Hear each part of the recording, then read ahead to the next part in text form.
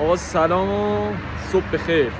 اینجا صبح ساعت 7 و خورده صبح و ما از ساعت شهر ما بیاده ساعت 7 و خورده صبح از ساعت 4 صبح بیداریم.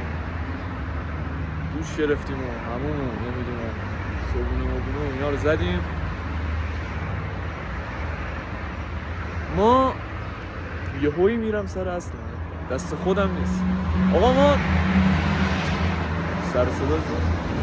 آقا ما رفتیم داخل چنل یوتیوبمون، زیر یکی از این ریلزایی که گذاشته بودیم گفتیم آقا اگه تعداد سابسکرایبر برسه به 15 ما میایم یه کلیپ دیگه میذاریم. حالا امیدواریم که بچه‌هایی که میبینن خوششون بیاد. ماشاءالله ویوارش 400 500. حالا من نمیدونم یه سری‌ها چرا لایک نمی‌کنن، دستشون به لایک نمیره. دمشون هم گرم. حالا باز نگاه می‌کنم. خلاصه گفتیم برسه به 15 ما یه ویدیو جدید میذاریم. یه چند درصد یه ویدیو جدید برمی‌داریم میذاریم. شاید که بچه‌ها خوششون بیاد. حالا یه سری‌ها دوباره سابسکرایب کنن، یواش یواش پله پله بریم بالا. حالا تا یه مقداری اسممون بیفته سر زبونا و یه مقداری معروفتر بشیم. حالا معروفیت بخوره تو سرم. اینو گوش گفتیم برسه به 15 ما میایم این کارو میکنیم. تعداد سابسکرایبر ما 8 بود. یعنی ما تو یه روز 8 تا سابسکرایب گرفتیم. آقا خوشحال و خندان شب گرفتیم خوابیدیم گفتیم خب دمشون گرم تو یه روز اینطوری حمایت کردن دیگه حمایتمون میکنه. مثلا این هم خدا وکیلی من میدونم خود من الان دارم میگم آقا میدونم کیفیت ویدیو پایینه، نمیدونم چرا یوتیوب این کارو میکنم. کیفیت ادیت پایینه، کیفیت کارم مثلا داخل همین شادو زدم پایینه. با این که نمیخوام خودم اصلا دوست ندارم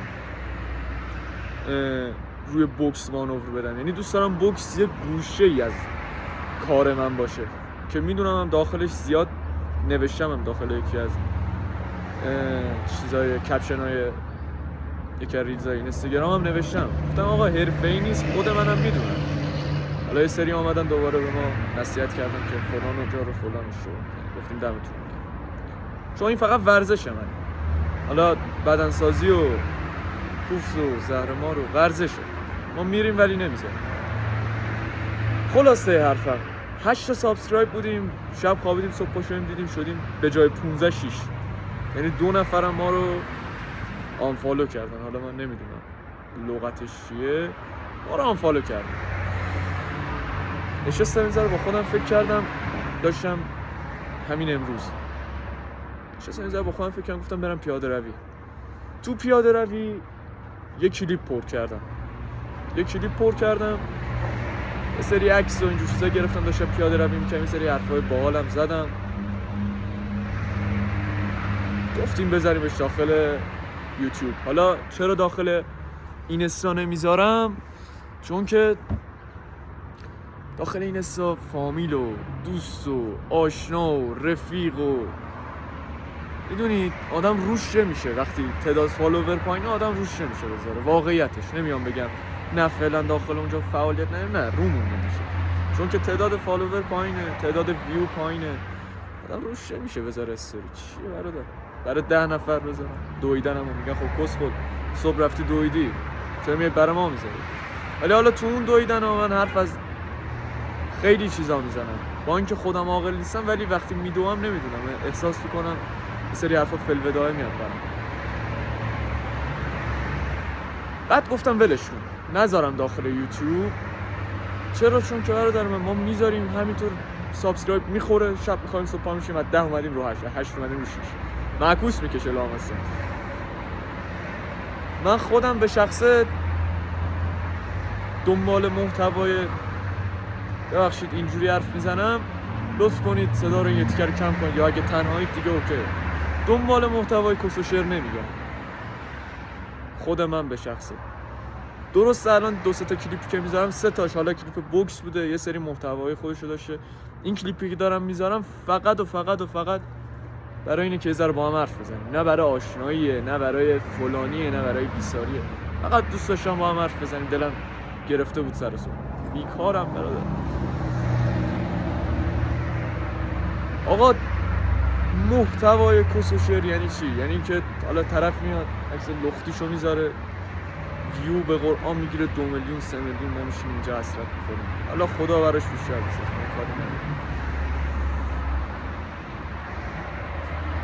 من خودم به شخصه میدونم که اگر آدم پای یه کاری خداییش، پای یه کاری تلاششو بذاره میگیره. حالا انشالله با هم بیشتر آشنا شدیم خیلی چیزا رو براتون تعریف کنم که میگم چرا دارم این حرفا میزنم، چون خدا اون بالا سر میبینه.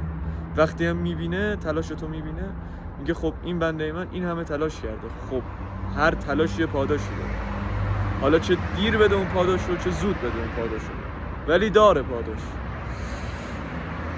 آقا ما اومدیم یه سری کلیپ پر کردیم، این همه روش ادیت زدیم، ادیت ضعیف بود، کار ضعیف بود، دم اون بچه‌هایی هم که شیر کردن گرد.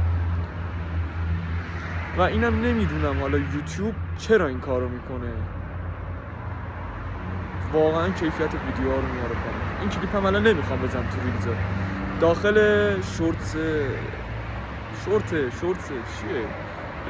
ریلز نه، پستش میخوام بکنم، میخوام پستش بکنم بذارمش داخل یوتیوب، هر چه بادا با. سر حرفم اینه که من آقا گفتم یه ذره حالا بیایم بالاتر، زبونم داره میگه سر صبح مخ من تعطیل، یه مقداری بیایم بالاتر، کارو قوی تر میکنیم، بهتر میکنیم، پیشرفت کنیم.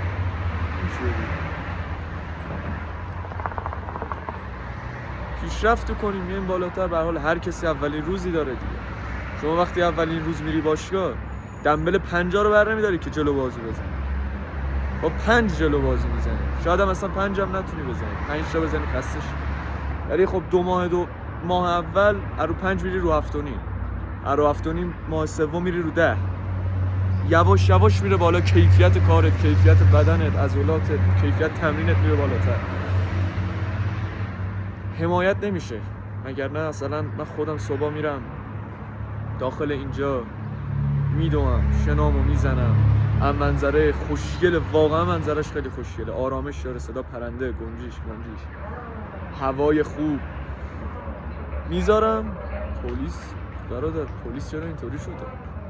صداش میاد؟ خلاصه میذاره آدم یه سری حرفا میزنه، از زندگیش میذاره، یه سری تجربیاتش میذاره، حالا یه سری نمیدونم محتوای بهتر میذاره، از کارش، از قلق یه کاری. آقا 2 نفر دیگه آدم درس میگیره، 4 تا خانواده برای خودش، 4 تا رفیق جمع میکنه.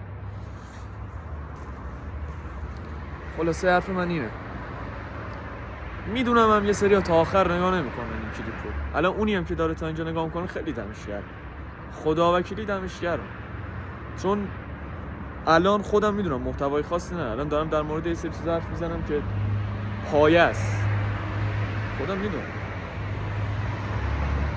ولی به هر حال اگر شما حمایت کنی، اما رفیق عزیزم قربون چشای نازت بشم که الان نشستی در من،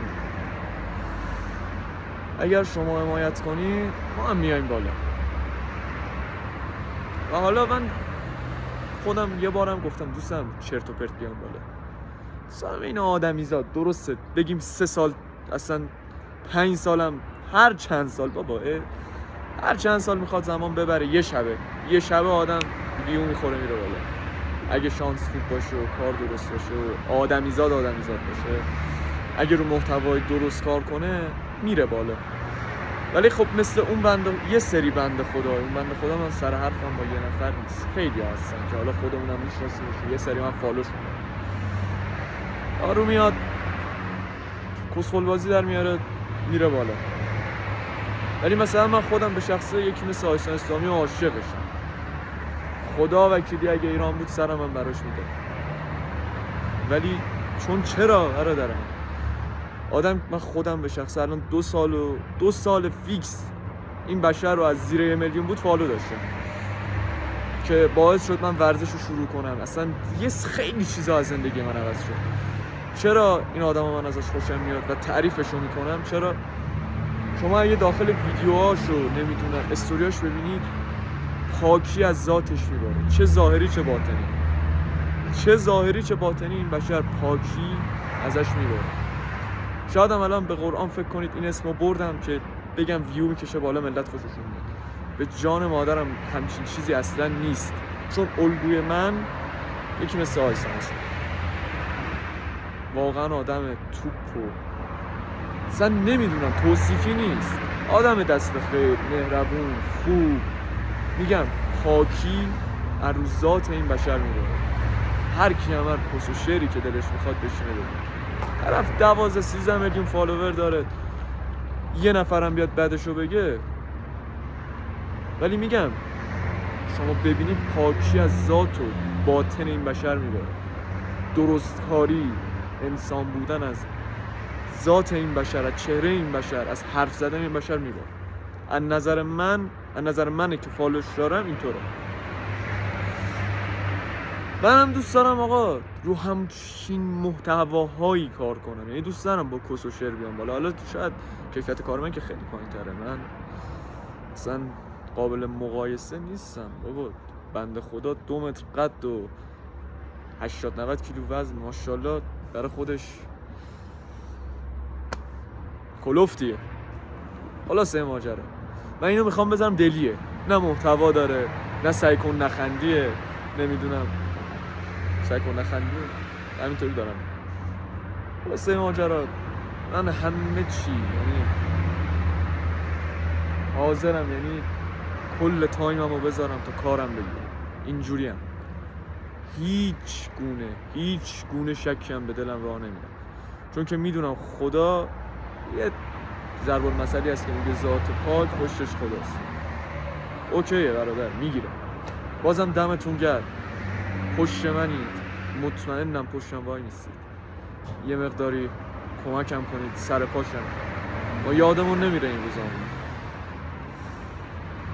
دوست دارم 2 سال دیگه اگه چنل یوتیوب باز میکنم، چنل یوتیوب بخوره تو سرم. الان ملت فکر کنم به خاطر پوله، نه بابا، خار مادر پوله، مثل چرک کف دستان پینه هست. اصلا یوتیوب هم نه این است، چون واقعا بعضی ها اینو میدونن، قدرتی که مردم 10 تا آدم به یه نفر مثلا مثل من میدن، به یه نفر میدن، اون انرژی که میدن و خدا شاهد آدم عشق میکنه با اون انرژی، میتونه حتی دنیا رو هم در مقابل دنیا هم واسه. اینجوری بهتون میگم. 2-3 تا آدم رفیق درست داشته باشه، درست درمون، حالا یه بگو یارو سوئیسه، او یارو کانادا، حال میده. نه به علاوه حالش یه سری مشکلات حالا داره داخل فضای مجازی بخوای فعالیت کنی، ولی خوبه فعالیت، چیز بدی نیست. بازم دمتون گرم، زیاد عرصم 13 دقیقه مختون رو خوردم، پشت من واسید. اگه این کلیپ رو دیدید دمتون گرمه، تا آخر اگه دیدید یه کمکی کنید بهم. عشق منید، فدای شما، خیلی مخلصم، چاکرم.